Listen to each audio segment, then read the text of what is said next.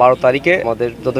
জাতীয় সংসদ নির্বাচন এবং গণভোট উপলক্ষে আমরা আজকে আমাদের আইন শৃঙ্খলা রক্ষা বাহিনী, পুলিশ, আমাদের সশস্ত্র বাহিনী, সেনাবাহিনী, বিজিবি, আমাদের সাথে আমরা পেয়েছি আনসার এবং আমাদের অন্যান্য যারা আছেন, আমাদের জুডিশিয়াল ম্যাজিস্ট্রেট এবং এক্সিকিউটিভ ম্যাজিস্ট্রেট যারা আছেন, সবাইকে নিয়ে আসলে আমরা আজকে আমাদের কিশোরগঞ্জ সদর উপজেলার আমাদের একটা টহল আমরা আজকে পরিচালনা করছি। আমরা আসলে এটা কেন করছি যে আসলে আমরা একটা মেসেজ আমরা সবাইকে দিতে চাচ্ছি যে আসলে আমরা আগামী 12 তারিখে যে আমাদের জাতীয় সংসদ এবং নির্বাচন এবং গণভোট যেটা আছে সেটা অবাধ, সুষ্ঠু, নিরপেক্ষ হওয়ার জন্য আমরা আমাদের আইন শৃঙ্খলা বাহিনী এবং প্রশাসন এবং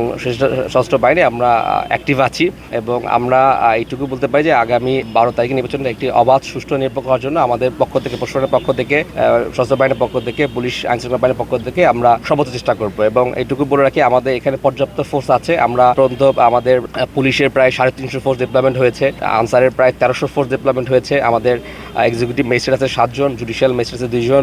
সেনাবাহিনীর পক্ষ থেকে পর্যাপ্ত ফোর্স আছে এবং আমাদের প্রত্যেকটা আমাদের যে 122টা ভোট কেন্দ্র আছে, 122টা ভোট কেন্দ্রে আমাদের সিসি ক্যামেরা স্থাপন হয়েছে এবং আমাদের প্রিজাইডিং অফিসারদের যে ট্রেনিং, আমাদের সরকার প্রিজাইডিং অফিসার পুলিশ তাদের ট্রেনিং সম্পন্ন হয়েছে, তাদেরকে অলরেডি আমরা নিয়োগপত্র প্রদান করেছি এবং সবাই তাদের ভোট কেন্দ্রগুলো দেখে আসছে। তো আমরা আমাদের কেন্দ্র ওয়াইজ আমাদের একটা আমাদের আইন শৃঙ্খলা বাহিনী সহ, প্রশাসন সহ সবাই মিলে আমাদের কেন্দ্র ওয়াইজ একটা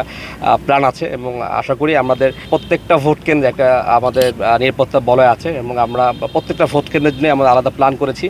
এবং আশা করি আমরা আগামী 12 তারিখে একটা অবাধ, সুষ্ঠু এবং শান্তিপূর্ণ নির্বাচন ইনশাআল্লাহ উপহার দিতে পারবো। আগামী 12 তারিখের যে নির্বাচন, সেখানে 122টি কেন্দ্রতেই অন্তত একটি করে সিসি ক্যামেরা তো আছেই। এর পাশাপাশি এইবার প্রথমবারের মতন যেটা হচ্ছে যে বাংলাদেশ পুলিশের সদর উপজেলার যে 122টি কেন্দ্র, এর মধ্যে আমাদের 88টি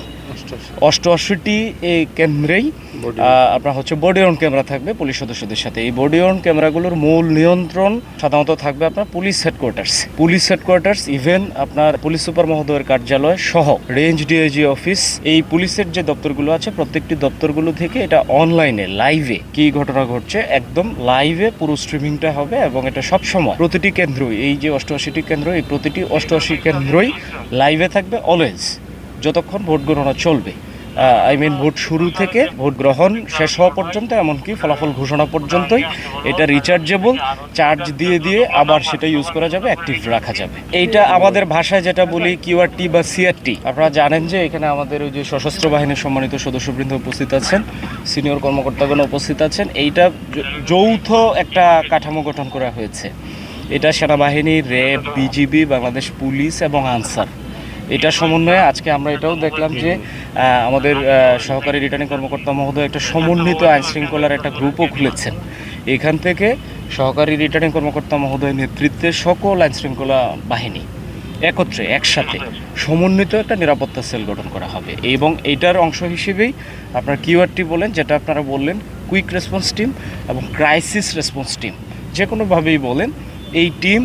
এবং আমাদের পর্যাপ্ত মোবাইল স্ট্যান্ড বাই, স্ট্রাইকিং, কেন্দ্র নিরাপত্তা সকল বাহিনীর পক্ষ থেকে এটা আমাদের রয়েছে।